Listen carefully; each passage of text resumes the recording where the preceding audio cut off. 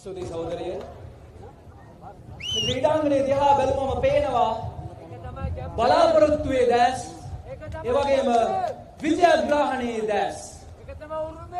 අපිට නිශ්චිතයි මේ මාර්ච් 22 වෙනිදා වෙනකොට අනුර දිසානායක සහෝදරයා මේ ලංකාවේ 7 වෙනි විධායක ජනාධිපති වශයෙන් පත් වී තේරෙන බව ඔබගේ බලාපොරොත්තුවේ දැස් වලින් අපිට පේනවා.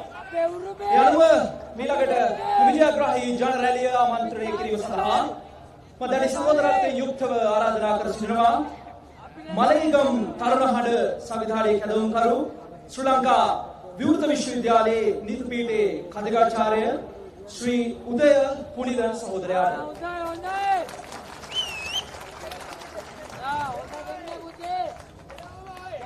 மறுமலர்ச்சிக்காகவும் மாற்றத்திற்காகவும் தனது கனவுகளை நனவாக்கும் ஒரே எண்ணத்திற்காகவும் கூடியிருக்கக்கூடிய அனைவருக்கும் முதல் வணக்கம்.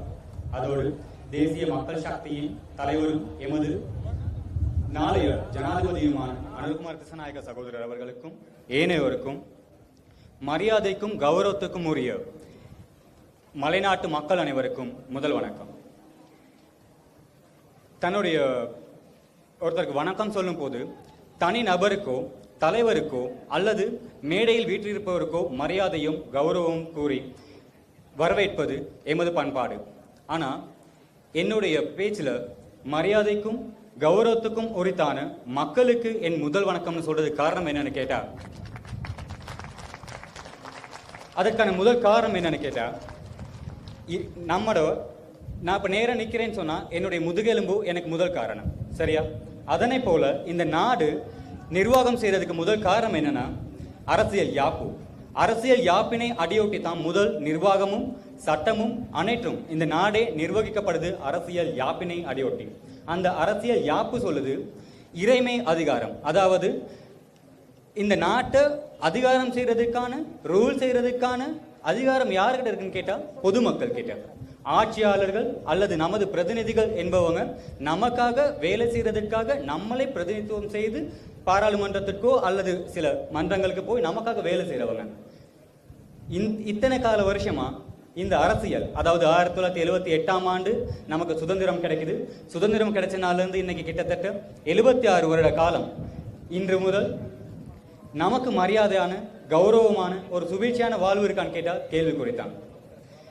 இப்போ நிறைய பேருடைய கேள்வி, அதாவது நான் தேசிய மக்கள் சக்திக்கு இருக்கேன் இல்லை நான் திசைக்காட்டுக்கு சப்போர்ட் பண்ணுறேன் அப்படிங்கும் போது எனக்கிட்ட கேட்கக்கூடிய முதலாவது கேள்வி என்னன்னா, உனக்கு வேறு வேலை இல்லையாங்கிறது.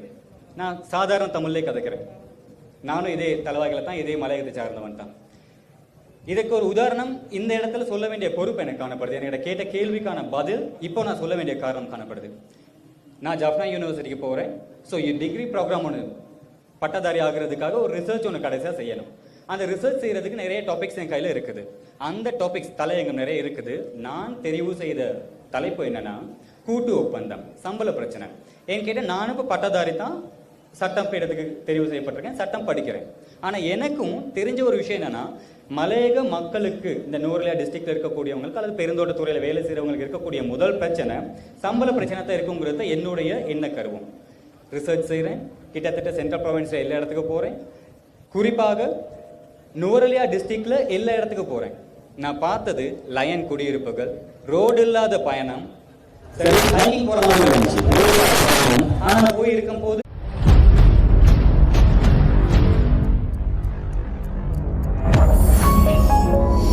You're watching the Life Traveler channel.